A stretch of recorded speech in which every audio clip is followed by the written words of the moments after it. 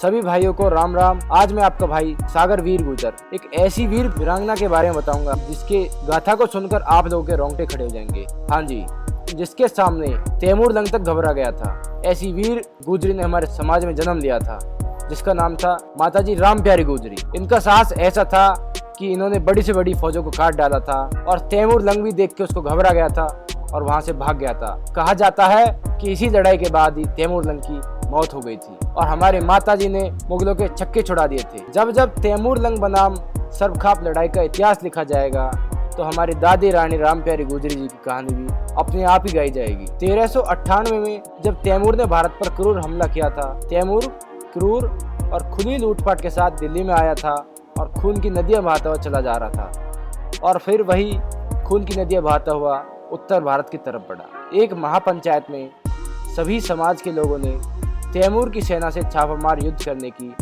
रणनीति बनाई और महापंचायत ने सर्व समाज की एक सेना तैयार की। इस सेना में सभी समाज के सभी वर्गों के लोग थे। इस ध्वज के नीचे 80,000 योद्धा सैनिक, 40,000 युवा महिला सैनिकें हथियारों के साथ शामिल हुए थे। महिला सैनिकों की कमांडर हमारी माता राम प्यारी गुजरी थी। दादी राम प्यारी के नेतृत्व में इस महिला सेना का गठन ठीक उसी ढंग से किया था जिस ढंग से सेना का होता है। प्रत्येक गांव के युवक युवतियां अपने नेता के संरक्षण में प्रतिदिन शाम को गांव के अखाड़े पर इकट्ठे हो जाया करते थे और व्यायाम, मल्ल विद्या तथा युद्ध विद्या का अभ्यास किया करते थे। गांव के पश्चात खाप की सेना विशेष पर्वों व आयोजनों पर अपनी कौशल सार्वजनिक तौर पर प्रदर्शित किया करती थी और अपना बल और कौशल दिखाया करती थी। सर्व खाप पंचायत के सैनिक प्रदर्शन यदा कदा अथवा वार्षिक विशेष संकट काल में होते रहते थे, लेकिन संकट का सामना करने को सदैव तैयार रहते थे। इसी प्रकार दादी राम प्यारी गुजरी की महिला सेना पुरुषों की भांति सदैव तैयार रहती थी।